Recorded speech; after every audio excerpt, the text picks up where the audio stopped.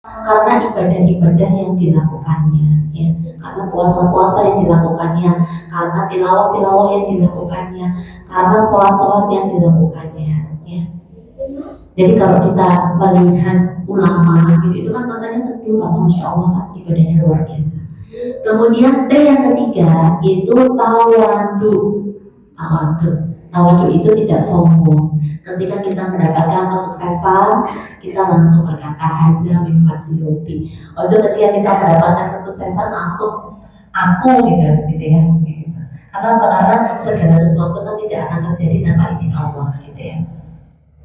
Kalaupun kebalikannya kita mendapatkan kesusahan gitu ya, kita tidak down ya. Jadi seorang muslimah yang punya inner beauty itu jiwanya stabil. Kalau senang tidak berlebihan, kalau sedih tidak berlebihan, karena selalu karena punya ilmu tadi itu, segala sesuatu itu sudah menjadi takdirnya Allah. Iman yang paling sulit itu rukun iman yang berapa pun. 1, 2, 3, 4, 5, yang paling susah. Iman kepada bodoh dan koda, terutama ketentuan yang buruk, iya kan? Iya, kayak gitu ya. Itu 3 tawadu.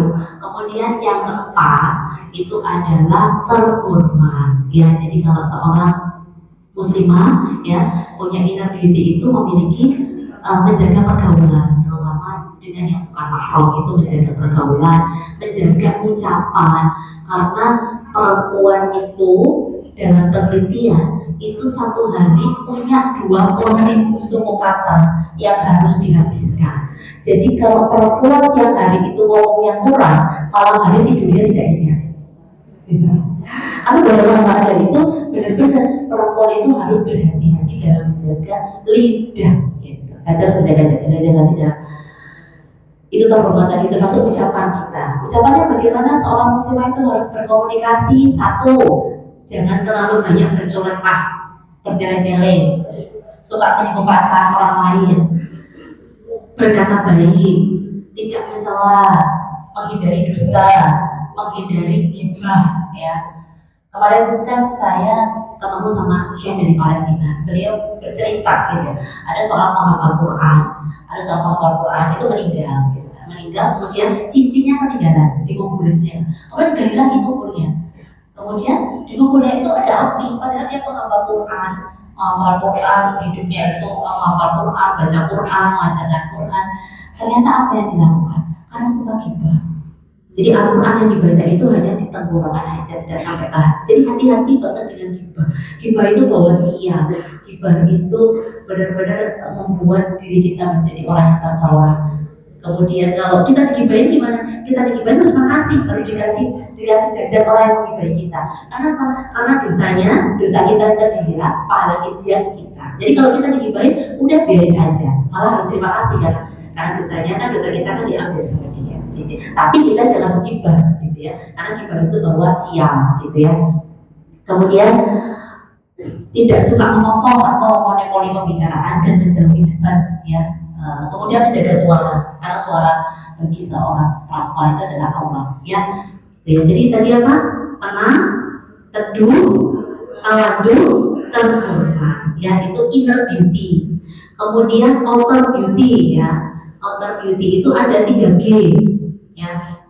Yang pertama itu adalah good perform, punya penampilan yang baik. Caranya bagaimana? 1, punya kulit sehat dan terawat. Maksudnya kulit kita itu kelihatan sehat walaupun tidak pakai makeup. Ya, jadi kalau kita mau cantik di depan suami itu kan nggak mungkin 24 jam tuh kita tuh dempulan di depan suami kan nggak mungkin gitu kan. Jadi kulit kita tuh harus sehat, dan kulit kita tuh harus sehat. Jadi kita merawat, membuat kulit kita sehat dan terawat. Bagaimana caranya? 3S.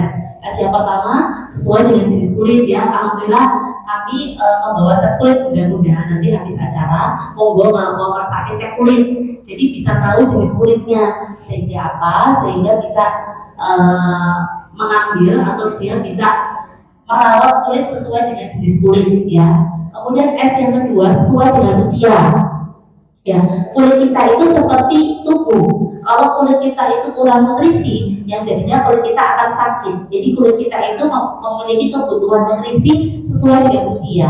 20 tahun butuhnya apa, 30 tahun butuhnya apa, 40 tahun butuhnya apa. Tetapi yang dibutuhkan oleh kulit itu sebenarnya cuma 3. Pembersih muka, ya. Jadi kalau mau skincare, mau merawat kulit, tidak usah ribet-ribet, karena kita harus sesuai dengan kebutuhan kulit kita aja. Pembersih muka, kemudian pelembab, kemudian sunscreen, udah itu aja, sunscreen gitu ya, gitu ya. Kemudian say no to instan. Jadi kalau ada yang menjanjikan ini bu pakai krim ini nanti 1 minggu langsung kinclong, langsung glowing, melik-melik, gitu malah nggak bagus itu ya. Kemudian good yang ketiga itu adalah good attitude.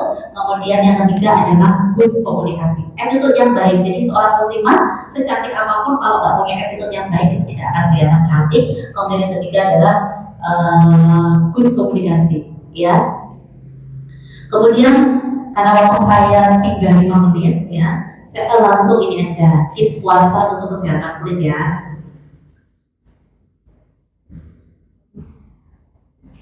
Satu, hidrasi yang cukup, minum air yang cukup. Walaupun kita puasa, tetap kita harus minum air yang cukup 8 gelas sehari saat puasa.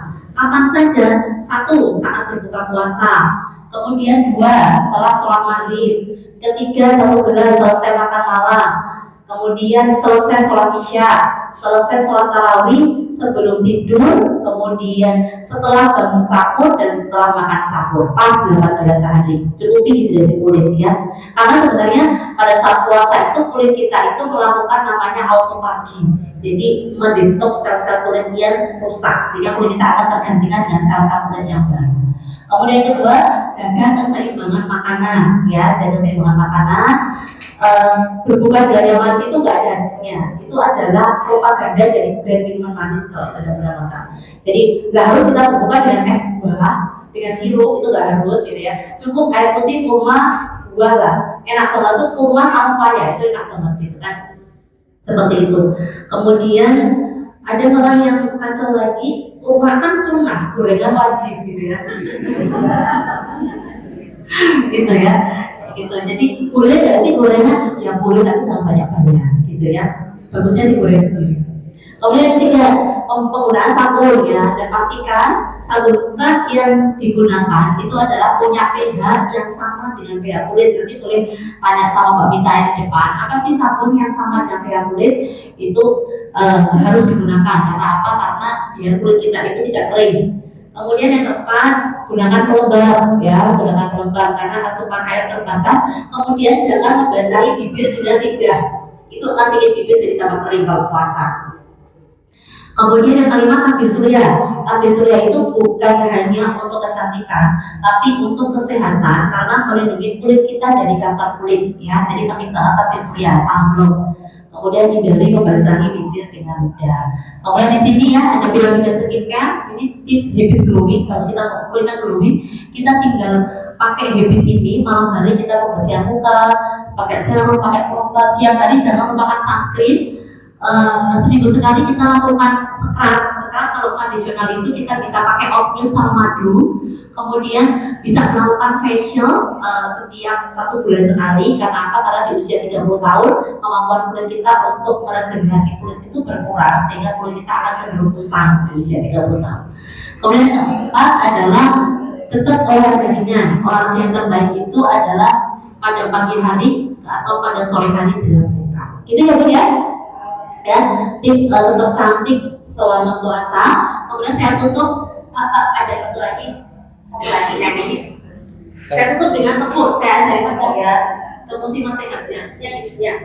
Boleh berdiri yuk kita tepuk supaya materi saya hari ini ya bisa nyantol gitu ya, bisa nyantol gitu kan.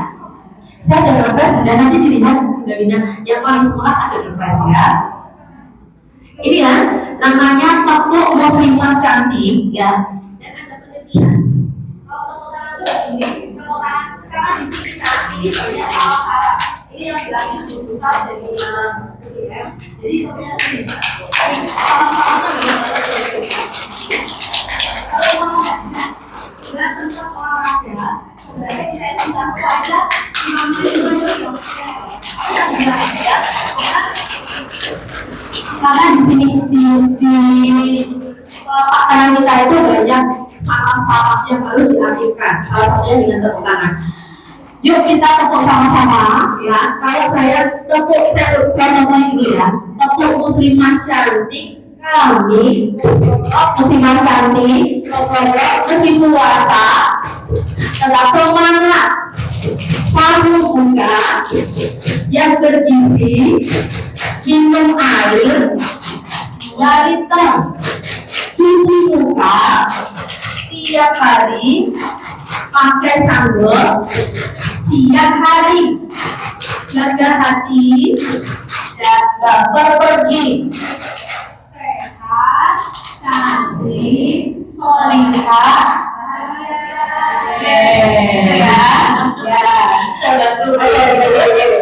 kita tepuk dulu ya.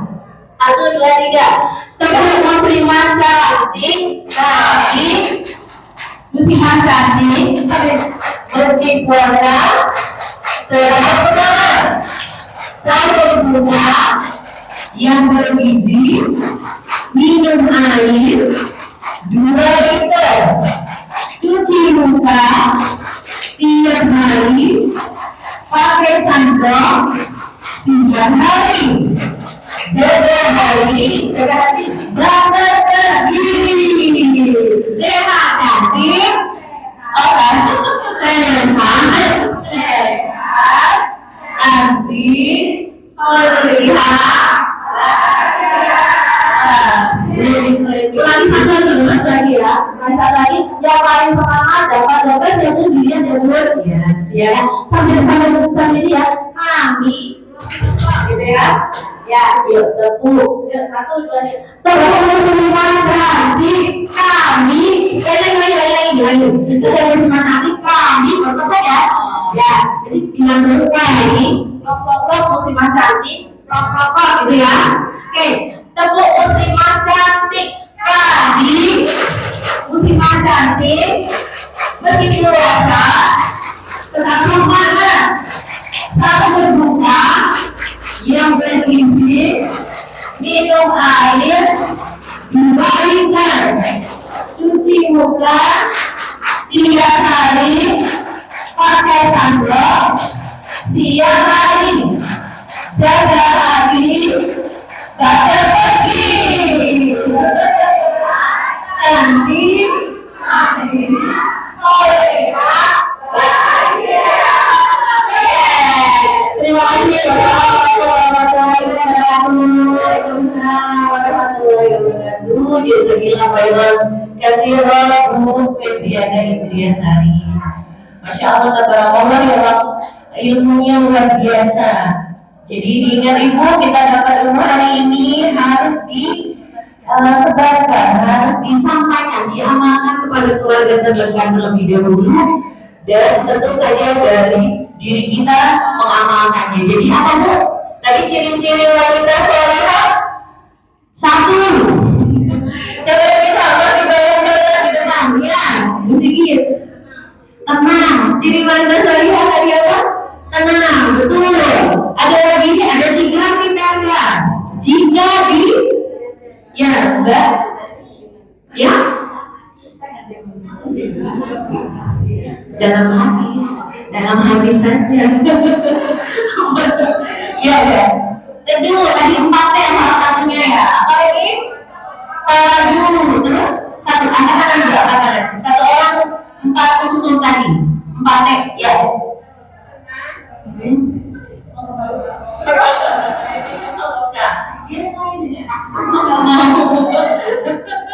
Ya, gimana Bu?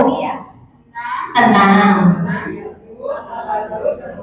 Masya Allah, tabarakallah. Nanti Ibu Siti dari mana Bu?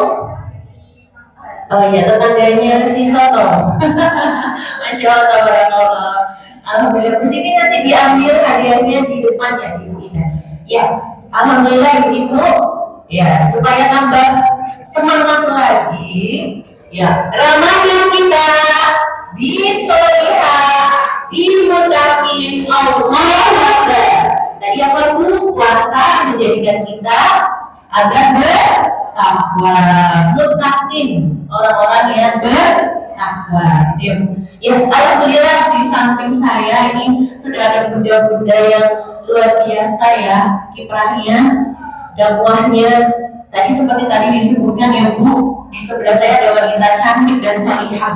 Salah satunya adalah menyenangkan jika dipandang, ya teduh gitu kan. Kenapa sih Bu? Karena kedekatannya kepada Allah, ibadah-ibadah yang disembunyikannya. Itu kenapa para ulama itu ketika ngomong aja satu kata itu kok ayam macet, ya Bu. Kenapa? Karena memang beliau berdekatan pada Allahnya luar biasa. Itu yang patut kita ambil hikmahnya. Tenang, tawadu gitu kan. Luar biasa. Menjadi wanita yang tenang itu kadang sulit-sulit gampang ya Ustazah ya. Udah sini aja, nanti ada sesi talk show. Iya, iya. Gimana? Mudah-mudah yang dirahmati Allah, kita akan ke materi yang kedua, yaitu dibawakan oleh Dr. Ani Kurniawati. Beliau adalah dari Dinas Kesehatan Daerah Istimewa Yogyakarta, membawakan tema tentang menjadi muslim sehat sepanjang masa. Nah, mohon dicermati, nanti bisa diamalkan dan disebarluaskan. Like, share, like, share dan subscribe. Seperti itu ya Bu, insya Allah. Alhamdulillah nanti ada sesi tanya jawab yang insya Allah juga akan diberikan door prize. Jadi tetap stay tune. Nah, ya silakan Ibu, silakan dokter ya. Baik, ibu-ibu sehat semua hari ini? Alhamdulillah. Tadi ceria sekali ya Bu ya, ya. Baik, saya buka dulu. Assalamualaikum warahmatullahi wabarakatuh. Saya coba sekali lagi lebih semangat salamnya. Assalamualaikum warahmatullahi wabarakatuh.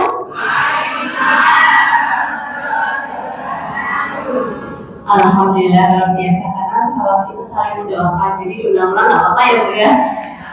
Kita mendoakan keselamatan kita, barokah dari Allah dan seterusnya. Nah, saya yakin ibu-ibu yang hadir di sini ini sehat semua, karena tadi sepertinya semangat, senyumnya itu sampai ke peti ya. Jadi merasa saraf-saraf kita gitu ya, merasa hormon untuk hormon semangat juga. Jadi pakai rumus ya, dua ini ditahan 2 cm selalu aja. Ini pasti ibu sehat semua, karena kalau nggak sehat pasti nggak sampai ke sini. Dan tentunya memang masih pagi ya, salutnya masih cukup gitu ya.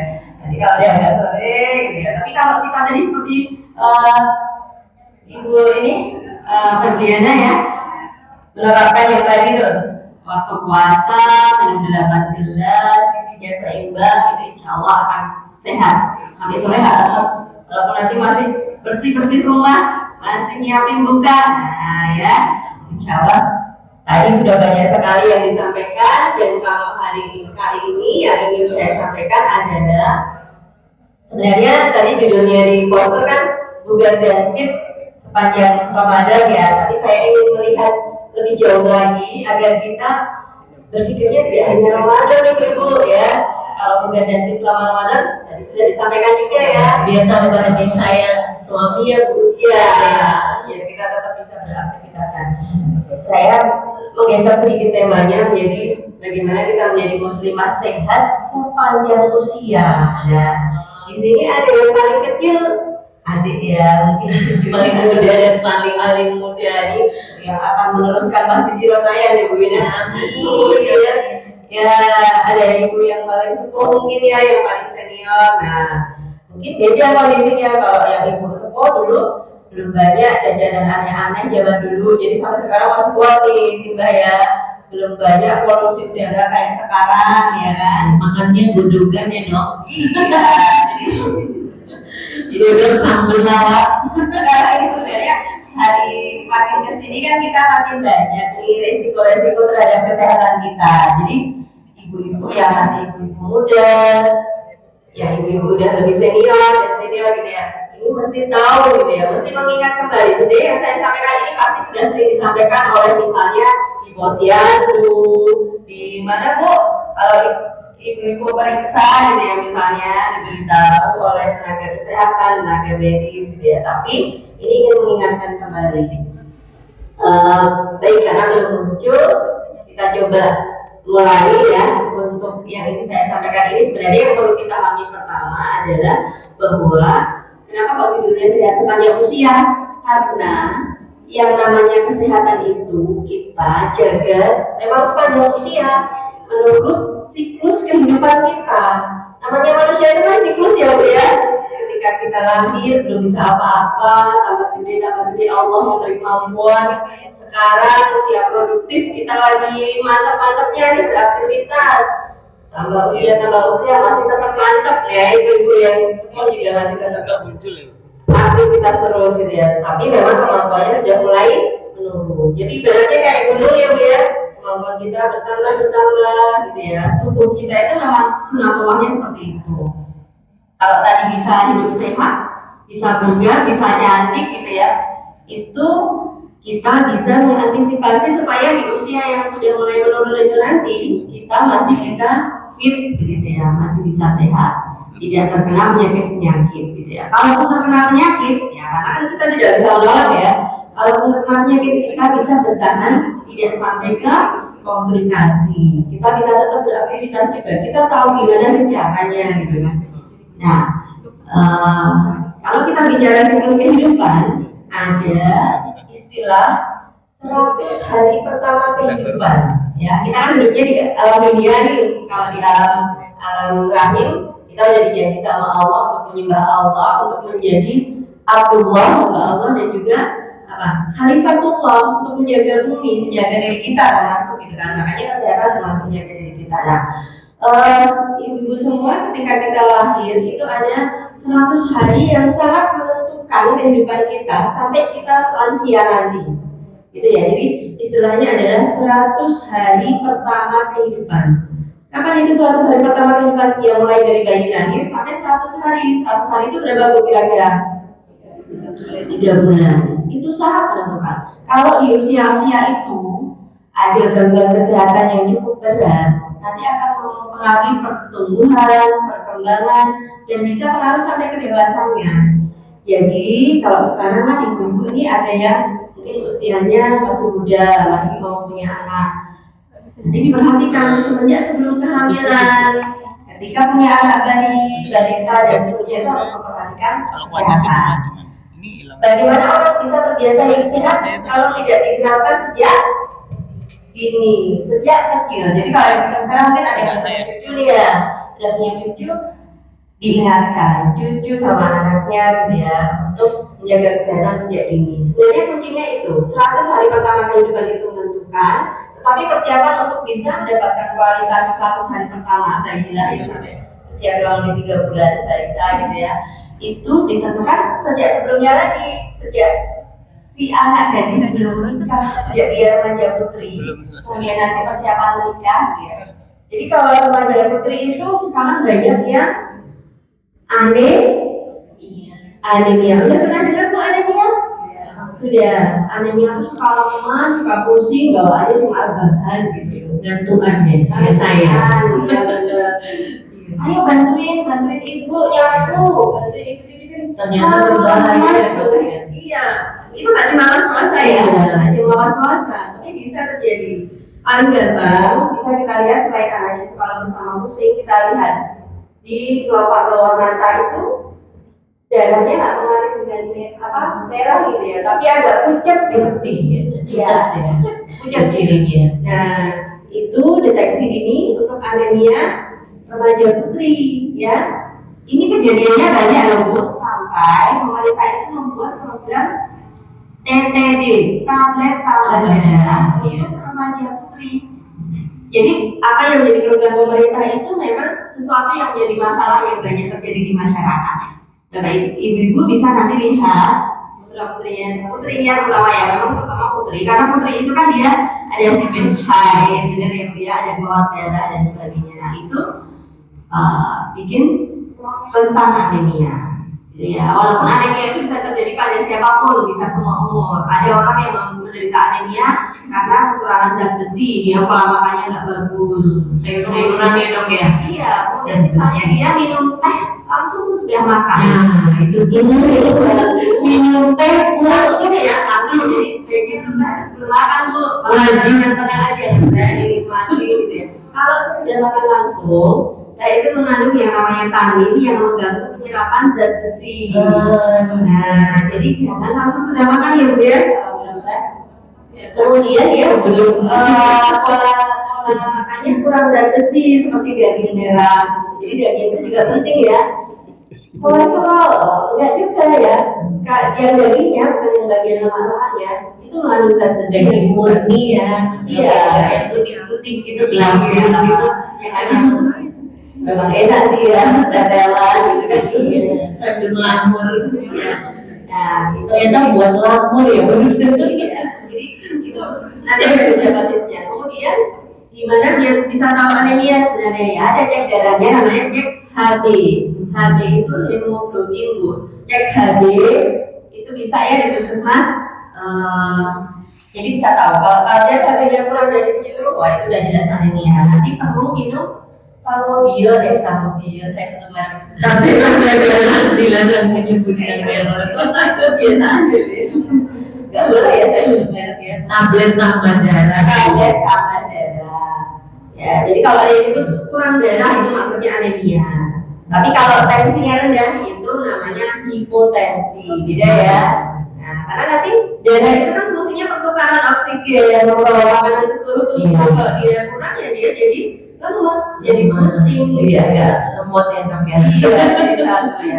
Itu remaja putri ya, remaja putri. Kemudian yang sebelum menikah, kalau perlu sih jangan pas memang mau menikah langsung atau mau hamil langsung ya, nanti nggak jadi menikah. Kalau misalnya mau cek kesehatan gitu maksud saya. Ya jadi selain anemia, kita juga nanti perlu cek saudara ya, supaya bisa menjadi pointernya. Misalnya tadi. Iya. Yang siklus kehidupan aja gambarnya yang sebelumnya ini ya. Nah ini tadi ya, tadi saya sudah bilang sama Jeffrey kita balik ke belakang sebelum dia menikah. Sebelum dia menikah itu kan harus dijaga kesehatannya ya. Nah yang ini nih, orang yang mau menikah gitu ya. Kalau di Malaysia itu biasa bu, orang mau menikah itu ada kursus gitu. Kalau di kita kan belum ya, paling penyuluhan sedikit gitu. Jadi karena cuma sedikit ya nggak masuk ya ilmunya. Jadi sebelum nikah itu ada khususnya lengkap bu, dari persiapan mental, mungkin kalau dari KUA ya persiapan spiritual ya, sama kesehatan. Jadi dicek dulu. Oh kalau saya itu hasilnya kesehatannya aman, insya Allah nanti ketika ya, sudah menikah jadi ibu hamil bersalin itu akan aman. Contohnya cek apa yang sebelum untuk program sebelum menikah itu salah satunya adalah cek apa bu? Masih ingat bu? Infeksi virus itu ibu. Karena ada namanya tokso, rubella gitu ya. Dan kematannya ada CMV ya, kalau saya nyebut-nyebut bahasa asing nanti malah bingung ya. Intinya ada virus-virus yang itu bisa menular antara ibu hamil ke janinnya, ya, atau ada yang bisa menyebabkan keguguran waktu hamil. Nah itu perlu tuh dicek bu. Tapi masalahnya kan tesnya itu juga nggak murah bu ya. Jadi paling tidak nanti ibu-ibu datang ke puskesmas untuk screening hamil. Ada juga kalau sebelum menikah itu ada screening canten, calon pengantin ya. Ibu ada yang pada kesehatan di sini? Angkat jadi pasti udah biasa dengar? Belum ya? Oke baik. Jadi screening atau deteksi ini bagi calon pengantin itu penting bu. Ada kasus seorang wanita udah ketahuan usianya ternyata dia punya penyakit yang namanya ada gangguan darahnya, dan ternyata ketahuannya anaknya udah gede ya, suaminya juga. Jadi padahal itu menurun ke anaknya, jadi anaknya otomatis juga. Jadi sebenarnya memang namanya check up itu penting. kadang-kadang kalau check up deteksi dini itu kadang-kadang takut ya Bu ya, takut kalau tahu malah stres ya, jadi berpikirnya sekarang dibalik Bu. Kita kalau mau sehat, salah satu pencegahannya selain dengan pola hidup bersih dan sehat seperti yang tadi ya disampaikan, juga dengan deteksi dini itu tadi Bu, dengan mengetahui sejak ini. Kalau tahunnya udah telat, biayanya pasti lebih besar. Dan kebiasaan di Indonesia itu memang seperti itu. Kita cek kesehatan itu kalau misalnya kebetulan mau masuk kerja gitu ya, karena ada kepentingan tertentu gitu ya, tapi kita berbeda sama kita itu penting untuk cek kesehatannya. Nah, nanti kita lihat sepanjang siklus hidup ini apa yang perlu kita cek dulu ya. Saya sampaikan tentang screening sekalian ya.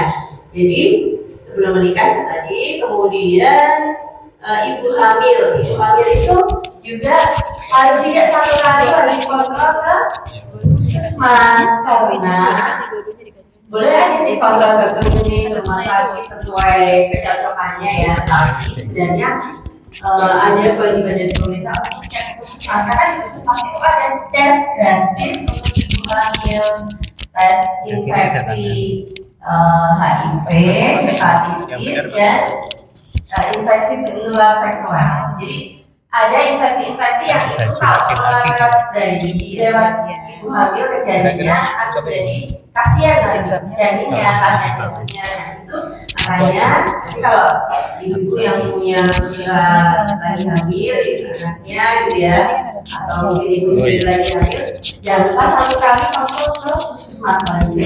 Nanti ada tes yang dari situ. Seperti itu. Kemudian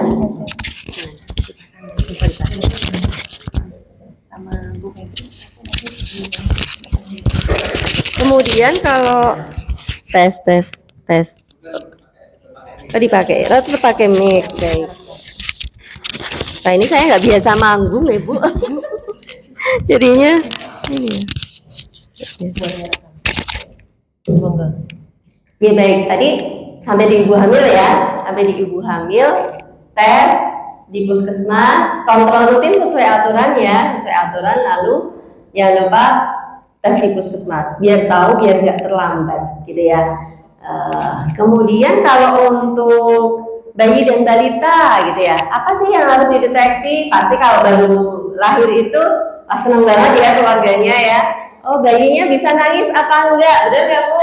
Ya, nah bayinya bisa nangis itu tanda bayinya sehat, ya kan? Bayinya sehat. Nah di sana akan ada tes oleh tenaga kesehatan untuk mengetahui kesehatan si bayi. Misalnya refleksnya itu bagus apa enggak gitu ya, ada tes tertentu. Kemudian sebenarnya juga yang belum ada di Indonesia itu tes pendengaran. Jadi tes pendengaran itu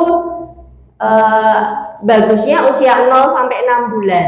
Itu oleh dokter ya.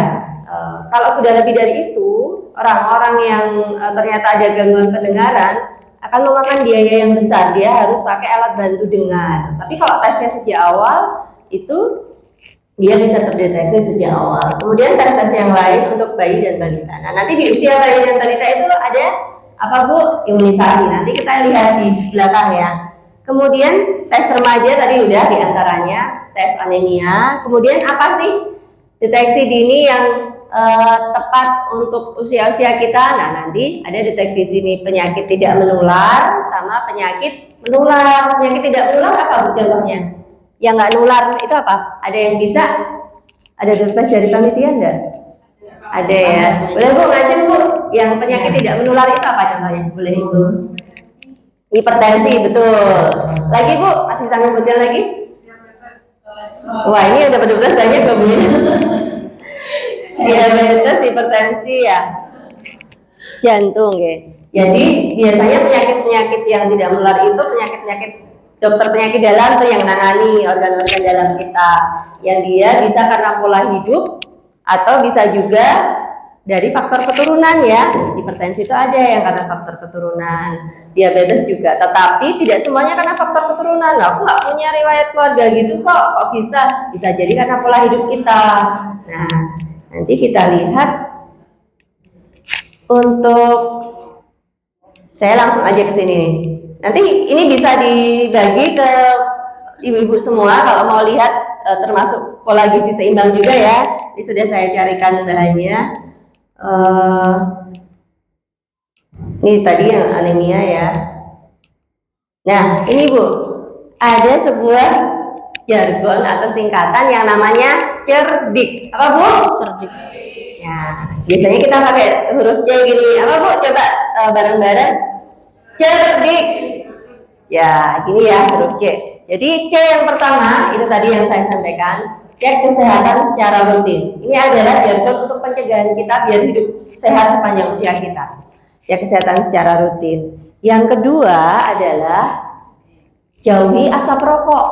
Ya, kalau ibu-ibu jarang yang merokok, biasanya bapak-bapak. Tapi di rumah bapak-bapaknya merokok di mana?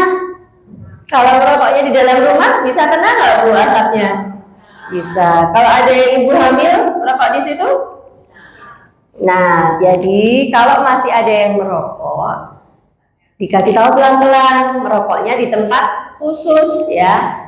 Dan setidak mungkin kalau yang maksimal ya nggak usah merokok ya, biar sehat semua. Karena nanti dalam gambar ini nanti ibu-ibu bisa lihat, oh berapa banyak racun yang ada dalam sebatang rokok. Jadi ada sekitar 6.000 sampai 9.000 racun dalam satu batang rokok ya. Ya, oke. Itu baru satu loh Bu. Nanti kalau sehari berapa? Sak bungkus. Nah, sak bungkus atau nek zaman dulu tengwe gitu nggih. Linteng dewe gitu. Saya dulu pas kecil juga pernah disuruh beri rokok sama simbah saya gitu ya. Waktu itu ya. Nah, terakhir simbah itu waktu lansia ya udah beliau sakit namanya PPOK, penyakit paru yang ngos-ngosan, jalan 6 meter menggeh-menggeh itu loh. Jadi dia ada yang gini nih nafasnya.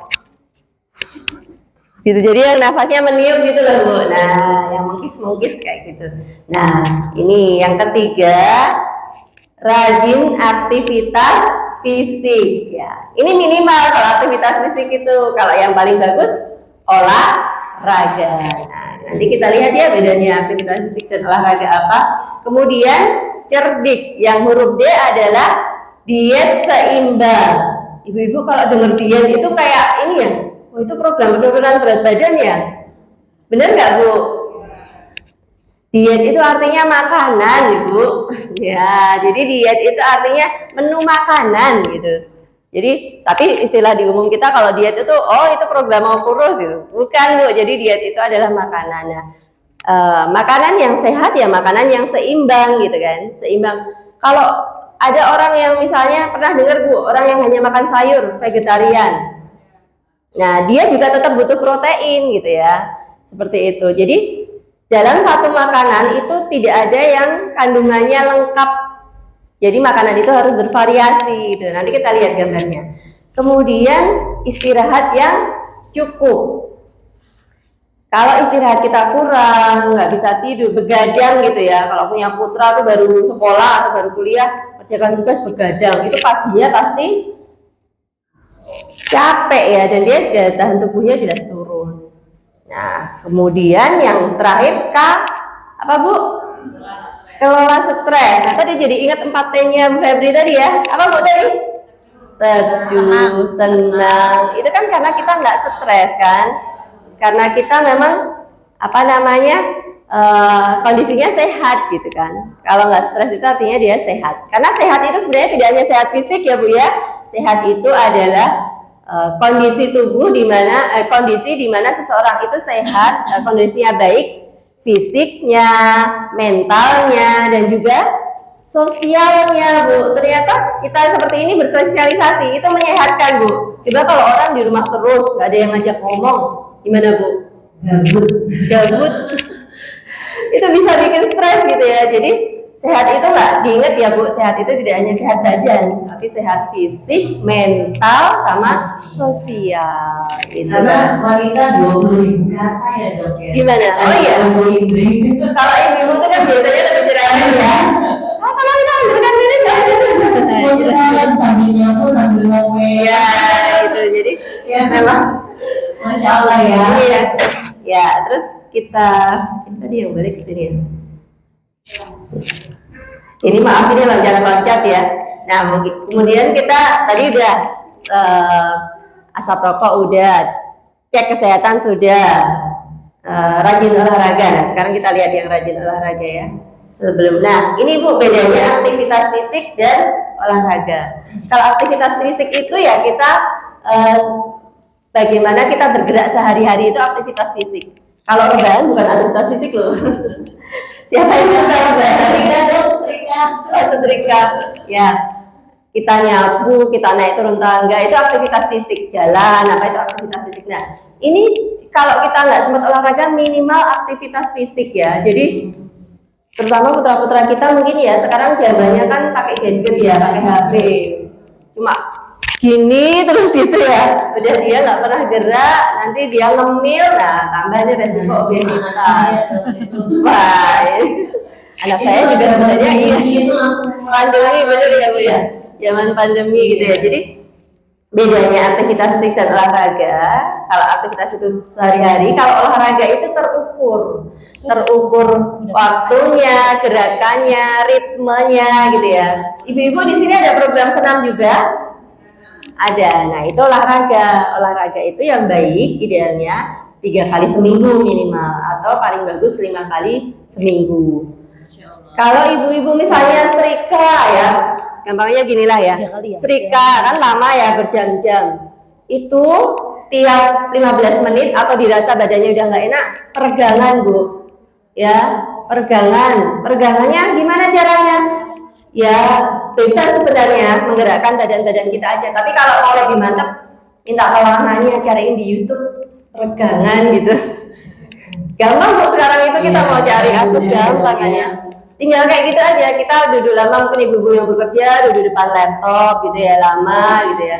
Tinggal diam. Jangan diem aja, tapi peregangan. Karena yang namanya olahraga gitu ya, gerakan itu akan melancarkan peredaran darah, kemudian mencegah osteoporosis.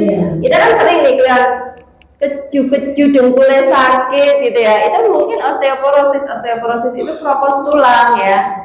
Kan kalau ada iklan itu ya berjalan 10.000 langkah setiap hari. Nah, itu benar nggak 10.000? Pakai penghitung sedikit. Berapa kilo itu Dok? 10.000 langkah itu berapa kilo ya? 10.000 langkah. Nah, berapa kilo ya? Nanti kita hitung Bu. 10.000 langkah. Nah ini kan sesinya seperti talk show ya. Oh iya, oke. Itu tuh membuat bahagia ya. Oh iya benar. Olahraga itu membuat bahagia. Hormon apa Dok? Lupa saya. Endorfin. Jadi kalau habis olahraga itu bahagia ibu-ibu. Iya. Setiap hari suka males ya Bu ya. Tadi baru gerak dikit ya tadi dia udah bahagia kan Bu? Iya. Nah kan gitu ya. Seperti itu. Kemudian tadi C udah, E sudah, R rajin aktivitas fisik sudah, olahraga. Kalaupun goes itu kalau pulangnya jajan, nah itu namanya Ambil soto. namanya jajan bakso ya bakso gitu. Jadi dia kalorinya masuk lagi ya. Sedikit lah dong, nggak apa-apa. Iya nanti olahraga lagi gitu. Iya seperti itu. Kemudian tadi aktivitas fisik C E R apa tadi Bu? Jadi lupa. Cerdik. Nah ini Bu olahraga itu juga mencegah yang namanya obesitas atau kegemukan. Waduh, Nah, ini tuh kadang-kadang orang yang kelihatannya kurus, tapi kalau dihitung lingkar perutnya Bu, kalau yang obesitas sentral itu lihat dari lingkar perutnya. Dok, sesar dok, alasan. Oh iya, oh ini udah buat lewat berapa anak gitu. Berapa maksimal Dok lingkar perut Dok? Lingkar perut itu tuh kalau bisa jangan sampai 90 ya. Maksimal Iya, perempuan, 85 lah. perempuan maksimal? Maksimal, oh kalau maksimal batas atasnya. Tidak boleh lebih dari? Tidak boleh lebih 85 Oh, sebenarnya. 85 pun, 85. Tapi ya itu berat juga ya. Kalau kita ada 85. Nah kita ini ya lingkar perut nih lebih dari 80 udah ini kan ya. Oh iya. Nah, lebih dari 80 ini sudah masuk obesitas. Obes ya. Nah kemudian cerdik, cek kesehatan rutin, hanyahkan asap rokok, R rajin olahraga atau aktivitas fisik, D diet seimbang. Nah, kita masuk sekarang ke diet seimbang. Jadi diet bukan program turun berat badan tapi ini ya. Nah ini ada gambar nanti ya 10 pesan gizi seimbang. Di sini disebutkan yang pertama mensyukuri dan menikmati apa yang kita makan. Nah, kalau mau makan itu kita lihat nasi. Oh, ini kan saya nandur petani, saya ngangkut siapa gitu ya. Jangan sampai kita tuh menyia-nyiakan makanan gitu ya, mencela makanan, nggak boleh juga ya Bu ya. Kemudian makanan itu kita habiskan gitu kan, seperti itu. Dan mungkin sebenarnya sunah-sunah ketika mau makan itu juga menjaga kesehatan ya, makan dengan tangan kanan, tidak sambil berdiri dan sebagainya. Ini kita tambahi ya. Kemudian banyak makan sayur dan cukup buah-buahan. Memang benar kok Bu, kalau kita pas Idul Kurban itu ya, kita kan makan daging terus ya, itu kan badan rasanya nggak enak ya, terus rasanya pengen yang seger-seger kan. Nah itu sebenarnya sinyal dari tubuh kita. Nah itu kalau pas Idul Kurban itu kan kita memang banyak gitu ya. Nah kalau pas nggak Idul Kurban mungkin nggak terasa nih, apalagi puasa nih, wah enaknya gorengan ya sore-sore sambil teh gitu ya, pas buka puasa gitu ya. Gorengan plus pecel boleh kan dong? Kacang Ya. kacangnya. Boleh gorengan boleh, tapi ingat jangan over dan diimbangi dengan sayur gitu kan. Kemudian ya konsumsi aneka ragam pangan, karena itu tadi satu makanan belum tentu vitaminnya lengkap ya, kecuali ada yang iklan tuh dijadiin satu jadi pil, itu namanya suplemen ya. Kalau suplemen itu memang bisa gitu ya, bisa membantu kalau kita masih dari makan kita kurang cukup. Makanya kalau anak-anak kan ditambah vitamin A ya, setiap apa Bu? Februari dan Agustus ya, ada tambahan vitamin A kan ya. Kemudian juga misalnya vitamin C itu bagus juga. Kemudian yang namanya zinc. Jadi ibu-ibu mungkin ingat pas COVID, apa sih suplemen biar nggak COVID dulu kan kayak gitu. Nah biasanya direkomendasikan vitamin yang ada vitamin C, vitamin D, kemudian zinc gitu ya. Itu yang vitamin seng yang di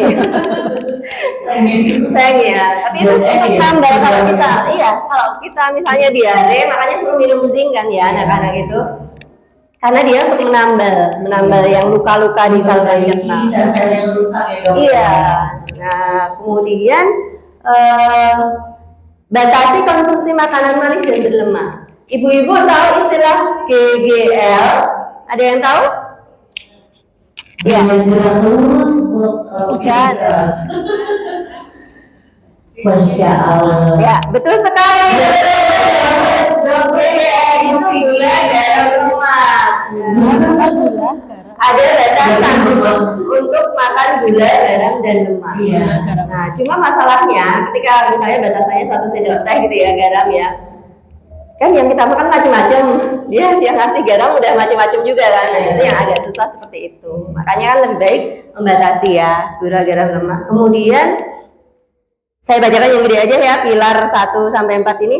Konsumsi pangan beraneka ragam 2 sudah. Kemudian membiasakan perilaku hidup sehat sudah. Oh ini aktivitas itu sama ya. Masih yang 10 pesan ini ya.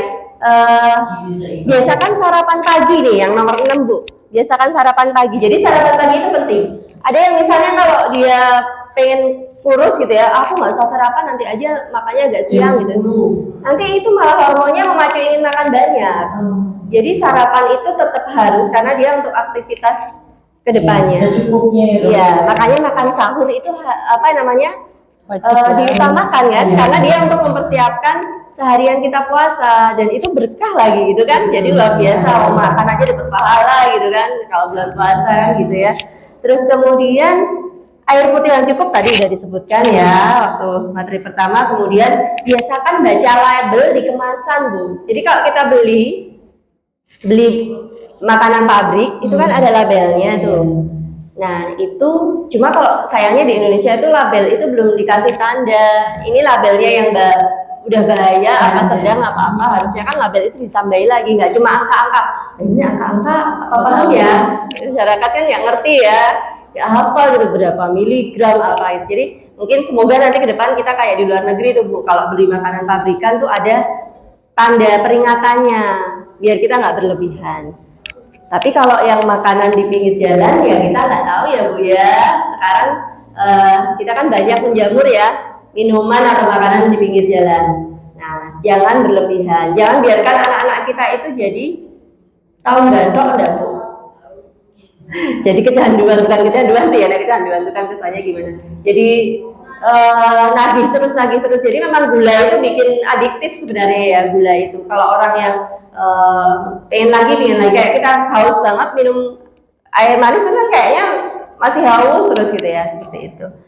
Kemudian biasakan cuci tangan dengan sabun dan air mengalir ketika makan, sebelum makan dan sesudah makan. Karena banyak loh Bu, kemarin waktu beberapa tahun yang lalu itu ada mahasiswa di daerah UGM. Ya biasa kalau mahasiswa anak kos mungkin kan jajannya pinggir jalan gitu. Dia kena wabah hepatitis A. Jadi hepatitis A itu hepatitis yang akut, yang bukan jangka panjang sakitnya, tapi dia masuknya lewat saluran cerna gitu. Jadi kalau kita nggak cuci tangan atau mungkin yang jualan juga mungkin nggak cuci tangan dan sebagainya, itu bisa resiko seperti itu. Nah tadi sudah sampai ke mana Bu? Cerdik, sudah sampai ke D, dia seimbang. Kemudian I-nya apa tadi Bu? Ada yang ingat nggak ya? I Wah, biasa Bu, ini udah ingatnya ya. Semoga nanti juga ini ya. Semoga dapat dompet ya Bu ya. Yang jawab saya ini nggak hafal ya. Nanti yang merasa ini kepada ya Bu ya. Yang mana saja tadi. Semoga dompetnya cukup ya. I, istirahat yang cukup. Jadi ternyata tidur kita itu ada karunia dari Allah. Ketika tidur ada regenerasi sel-sel yang rusak. Jadi tubuh kita itu ibarat pabrik Bu. Di dalam tubuh kita itu luar biasa ya, Allah itu menciptakan dia ada pabriknya, tempat memproduksi sel darah baru tiap 4 bulan. Pabriknya itu ada di sum-sum tulang tuh kalau yang memproduksi sel-sel darah baru. Kemudian dia ada tadi sempat disebut oleh Bu Febri tadi apoptosis, autofagi. Auto itu otomatis, fagi itu makan. Jadi proses memakan Sel rusak ya. proses memakan sesuatu, menghilangkan racun-racun itu sudah ada mekanisme pertahanannya. Jadi kita itu, tubuh kita itu sudah didesain sangat unik. Istirahat itu mengganti sel-sel yang rusak. Sehingga kalau kita kurang istirahat itu akan menurunkan daya tahan tubuh kita. Kalau kita misalnya pernah ya capek banget, atau mungkin ini kan bulan puasa istilahnya lelean ya Bung ya. Dari nyiapin sahur, terus nanti masih sampai malam, itu ujung-ujungnya kita kan terakhir tadarusan di masjid misalnya, kan itu sampai malam. Nah nanti kalau kita melakukan tidur efektif selama 15 menit, itu insya Allah kita terus jadi fresh lagi. Nah makanya kan iya, Rasulullah itu kan bilang ada istilah apa? Qailullah itu tidur sebentar sebelum waktu zuhur. Jadi kira-kira jam 11. Kalau kita tidur di efektif 15 menit aja, kita fresh lagi. Itu memang maksudnya sunatullahnya gitu ya, tubuh manusia itu. Jadi ajaran Islam itu luar biasa ya Bu ya, sunah-sunah Rasul itu luar biasa. Itu jadi tidur, istirahat yang cukup. Terus tadi yang terakhir apa Bu? Yang K. Kelola stres. Nah, luar biasa ya yang K, cerdik tadi ya, kelola stres. Ibu-ibu sekarang ini banyak orang yang disebut ada gangguan apa? Kesehatan mental ya. Gangguan kesehatan mental, betul sekali. Jadi sebenarnya ada 2 jenis yang gangguan terhadap mental yang nggak kelihatan itu ya. Satu gangguan mental, satu gangguan jiwa. Kalau gangguan jiwa itu udah yang ditangani oleh dokter spesialis jiwa atau psikiater. Tapi kalau gangguan mental itu yang menangani biasanya adalah psikolog klinis. Nah itu bedanya. Siapa yang beresiko terkena gangguan mental? Kita semua beresiko ibu-ibu. Jadi sepanjang siklus kehidupan tadi itu punya resiko gangguan mental. Coba bayangin, ibu hamil bisa kena gangguan mental nggak? Bisa, dia stres kan kadang-kadang. Kalau misalnya kondisi hamilnya mungkin mengganggu sampai hiperemesis, jadi muntah yang berat misalnya. Belum lagi kalau bayinya baru lahir, dia ibu baru pertama punya anak, baby blues ya, baby blues istilahnya kok keren ya, baby blues. Iya, jadi sebenarnya itu istilah tingkat gangguan mental ibunya gitu kan ya, seperti itu. Terus anak-anak kecil bisa nggak stres? Bisa terkena gangguan mental. Misalnya dia masih kecil pertama kali sekolah, bisa ya dia bingung dengan lingkungannya yang baru, ini tuh siapa itu kan. Dia tuh butuh kalau kembali ke ibunya dijemput gitu, dipeluk gitu kan, senang banget ya. Anak kecil tuh senang dipeluk-peluk Bu. Jadi itu ada hormon endorfin juga, terus ada kelekatan gitu ya. Itu luar biasa ya, Rasulullah tuh senang gitu menyayangi anak kecil gitu. Jadi kemudian remaja, nanti dia juga kadang ada bullying gitu kan. Nah itu juga bisa resiko gangguan mental. Saya masih berapa menit ya? Iya. 5 menit?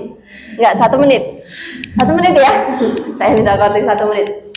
Kemudian dewasa jelas bisa gangguan mental. Lansia bisa Bu, dia sendirian, anak-anaknya sibuk, nggak didatengin, itu kan rasanya sedih ya. Itu juga bisa bikin stres ya. Jadi semua bisa kena gangguan mental, tetapi tadi itu yang 4T, saya pinjam 4T nih punya Bu Febriana tadi ya.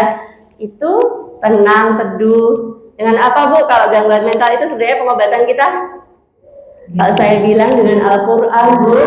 Sebenarnya yang bikin kita tenang, teduh itu dengan Al-Quran. Gangguan mental itu obatnya ada Al-Quran. Coba Bu lihat saudara-saudara kita di Palestina itu, mereka itu sibuk ngapalin Quran loh Bu. Di sana itu ya kondisi nggak ada makanan, nggak ada listrik. Kok iya masih ada lomba hafalan Quran, ada halaqah Al-Quran. Jadi sebenarnya ketenangan kita, kelola stres kita itu dengan kita kembali ke Allah kan gitu ya Bu ya. Gitu. Jadi jangan dipisah-pisahkan. Agama sih urusan pribadi gitu. Enggak gitu ya. Jadi sebenarnya ya kita itu manusia yang diciptakan Allah dan Allah tahu fisik kita, mental kita seperti itu. Jadi sekali lagi terakhir ya, karena waktunya nggak cukup, nanti biasa dilihat-lihat aja slide-nya. Cerdik itu ada 1C, cek kesehatan secara rutin. Ibu-ibu bisa tensi sebulan sekali, tes darah 1 tahun sekali gitu ya. Enyahkan asap rokok dan zat-zat yang mengganggu lainnya yang nggak sehat-sehat itu. Kemudian R, rajin olahraga dan aktivitas fisik. D, diet atau gizi yang seimbang. Kemudian I, istirahat yang cukup. Kemudian K, kelola stres kita.